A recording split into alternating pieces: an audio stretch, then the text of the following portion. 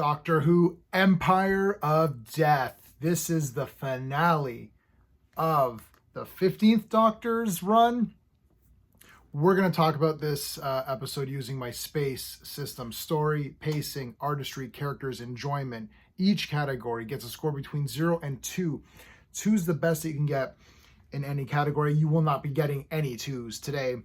It's not going to get a 0 though, so there is that to look forward to. So many people in the comments have told me, oh, wait till the finale. It's all going to wrap itself up really nicely. It's going to be all explained except for why it snows. That won't be explained. But anyway, wherever Ruby goes, it snows because of reasons.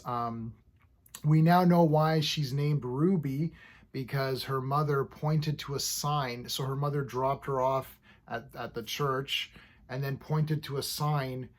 And I guess that was to tell the church people, name her Ruby. And like, what if, like, was that before or after they picked her up? Like, that's explained. That's the explanation right there. You see, I told you, it's all going to come together. Okay. The storyline of this one, I'm going to give it a 0.5, so not a full 0. The reason I'm giving it a 0.5 is because there are actually some neat ideas. I have notes this time. Cool idea number 1. I'm going to start with the positives here, just to show you that I'm a good-natured fellow. The positives, number 1. Sutekh has been traveling on the Tardis since his defeat in Pyramids of Mars. I think that's kind of neat. He goes into the void or whatever, but now he's this crappy CGI dog. But anyways, when he was cool in that armor, he like wrapped himself around the TARDIS, and he's been traveling around with the Doctor, infecting little spots that he's been going to. Hey, that's kind of neat. I like that idea. That's a really good little villain move, right? It's like, all right, I'm going to hang out on the TARDIS. That is a very cool idea. Cool idea number 2, the TARDIS having a memory lapse thing. It's like this memory TARDIS where all of these pieces of every other Doctor Who TARDIS is in this TARDIS. So when Ncuti opens up the doors, it's just like a jumbled mess, right? Not as bad as my room, but pretty bad. A lot of little things that we've got Colin Baker's jacket. We love Colin Baker here. I'm a pro Colin Baker fan. We got, of course, Tom's scarf, right? There's there's a lot of intricacies. You'd have to almost pause. You'd have to pause and kind of be like, oh shit, you know, there's so many things I can't. They're just jumbling through my mind. There's like a drawer of sonic screwdrivers. They're all there. There's just infinite number of things. I was like saying, oh, there's that, you know, so they're all in there. They shove them all in there. So good details on that one. So that's 2 really neat concepts that were in this episode.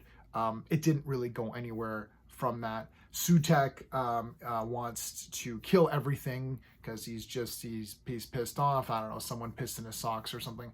So Sutekh has implanted everywhere the Doctor's gone through time.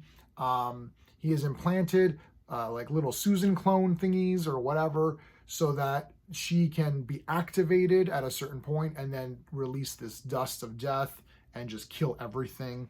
I think Russell T Davies sees himself as Sutekh, and he's systematically killing Doctor Who. I think that's like his plan. So it's kind of meta in that way. So that's the storyline. The explanation, oh yeah, spoilers, who cares? The explanation for Ruby's mother might be the laziest thing in the history of the universe. She's not important, which I immediately thought, oh, I bet she's not going to be important, right? And it's like, but why is she important if she's not important? Well, she's important because we have given her that importance. She's become a mystery because we've created this mystery in our minds. Yeah, but the thing is that it's supposed to be the real world. So there is no mystery. She's just some generic girl who hasn't even bothered to try to find Ruby. She dropped her. They took great pains to say that, but she was in a troubled home and she was 15 and she had to give the baby up to have a better life. And then she never went back to find out what happened. But she might be hated. Here's some personal information for you. I don't know who my father is at all. Don't even know his name. I'm 46 years old.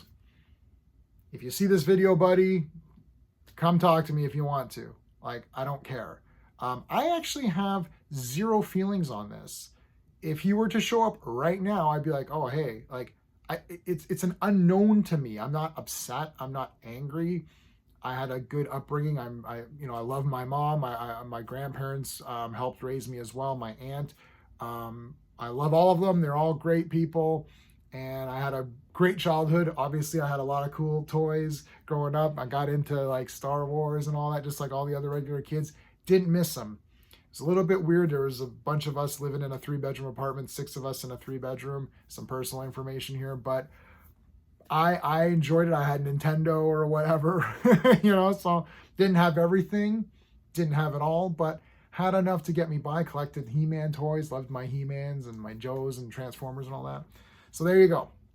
Don't really think too much about it, really. So anyway, whatever. So she ends up being a regular person, and that's all great.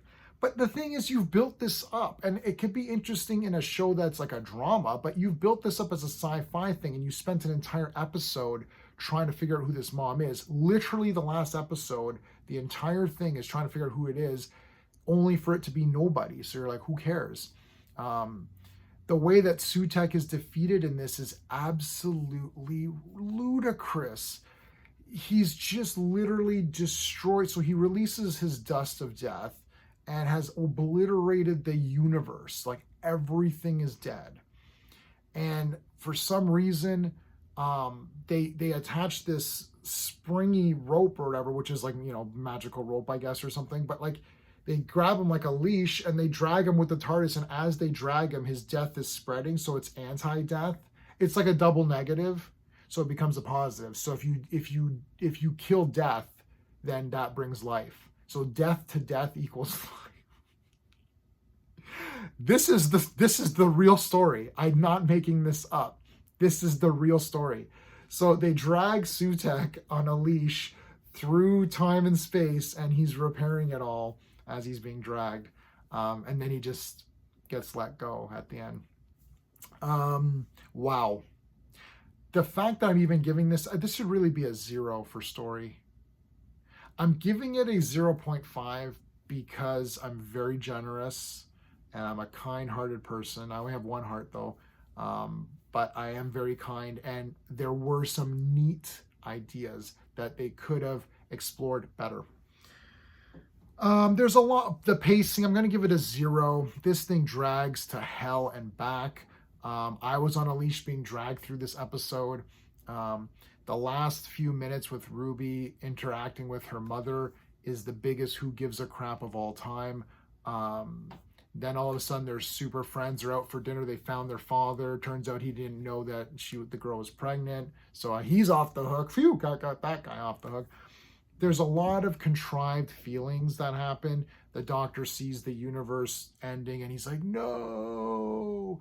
That would have been powerful if it was John Pertwee or Christopher Eccleston even. Definitely if it was Peter Capaldi. One of the Doctors who is a little bit more edgy, a bit rough. Like John Pertwee's using, Venusian karate, right?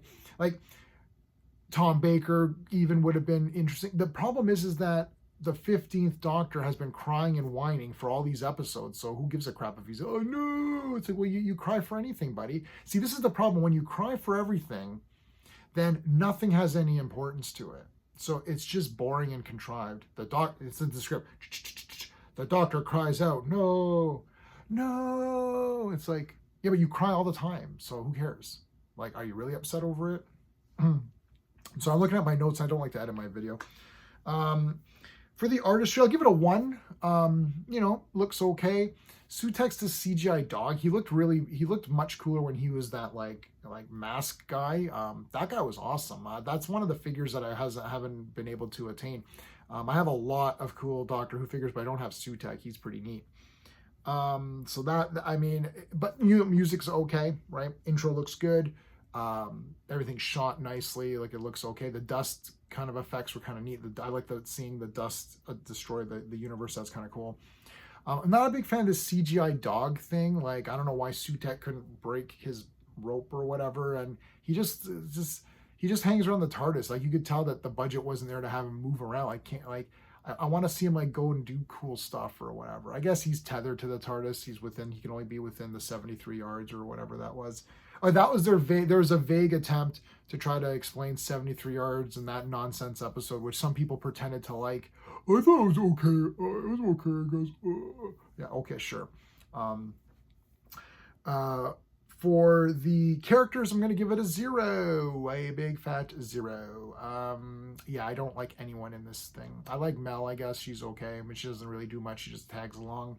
I liked Kate Stewart. She got smoked in the first minute. So I'm like, well, that's it for Kate. Like, literally, as soon as Kate died, I was like, wow, it's been 1 minute. I'm like, I'm checked out of this one. I'm done. Yeah, the characters suck. Ruby sucks. Worst companion ever. 15th Doctor's the worst Doctor. There's not even a question about it. The only people who liked this episode were named Chris Chibnall and Jodie Whittaker. They probably watched this and thought, yeah, this is fantastic. Ours are way better than this. Except for the Timeless Child, which is an abomination to Doctor Who. I would say, except for that Timeless Child, I would say every Jodie episode is better than any of these. Maybe not Boom. I still kind of like Boom. It was a self-contained Doctor episode, so he still cried in it like a loser, but at least it was like somewhat. I like the idea of the Doctor being trapped on a mine and then he has to solve everything while not moving. I actually thought that was kind of a fun idea, and it was executed pretty well. Watch my video on that one. That's the only one I thought was like decent.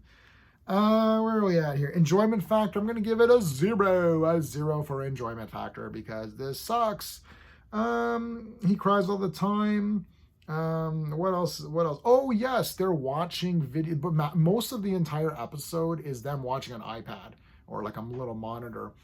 And there's a part where they're watching Pyramids of Mars, and I thought to myself, like, maybe I should watch that.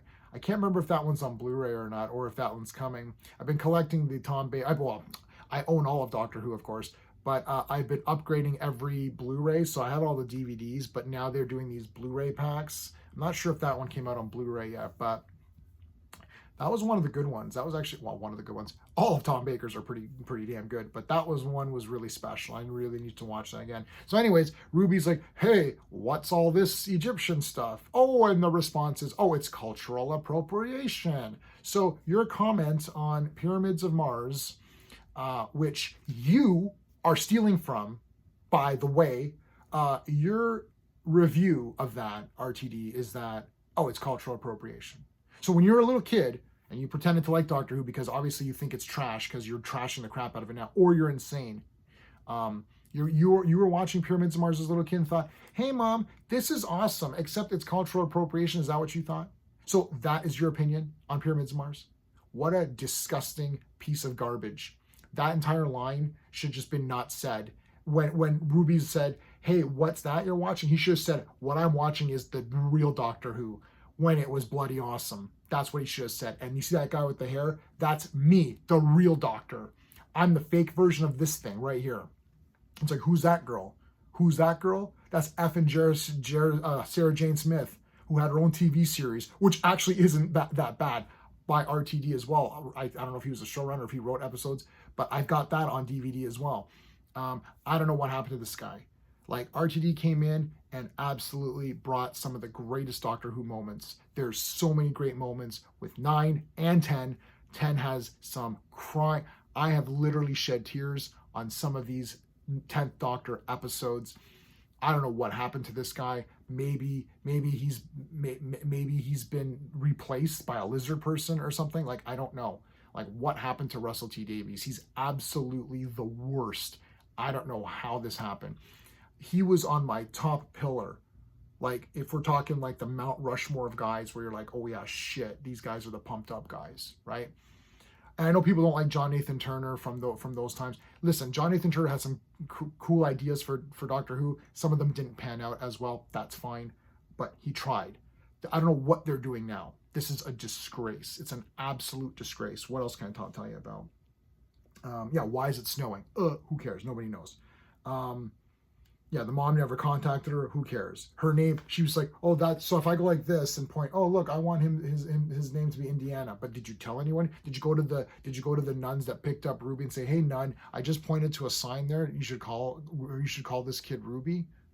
And then why would you go like whoosh and point? It's so stupid. You spent an entire episode. And for all you people out there, if you're still watching, thanks. It's been 15 minutes. If you're still watching this, thank you so much. I appreciate it. And for all you people who commented with your dumbass comments of, oh, it's all going to be fixed up in the end. Yeah, there you go.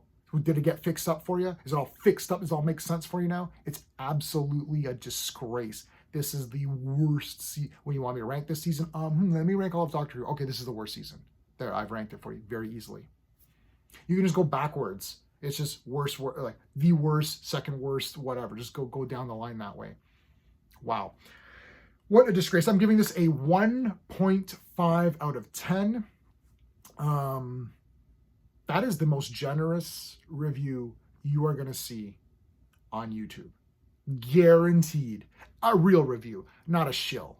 I love everything that has the words Doctor and Who in front of it. If it said Who Doctor, I'd still say, wow, this is the best. I even thought Class was good. It's like, I bought Class on Blu-ray. It's not that good. It's pretty cheese, to be honest. Torchwood is pretty good. At least the first 3 seasons of Torchwood is pretty damn good. Anyways, this thing sucked.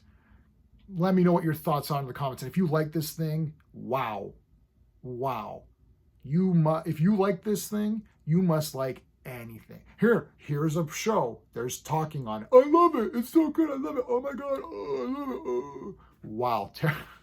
Terrible. Please fight me on this one. Tell me it's good and tell me why. Anyways, thanks for watching, everybody. If you like my space system, like the video and subscribe. Check out the other Doctor Who sucks content. There's a lot of it now. There are some positive Doctor Who stuff, and that's when I started reviewing the John Pertwee stuff. Now, he's badass. And John Pertwee would kick the crap.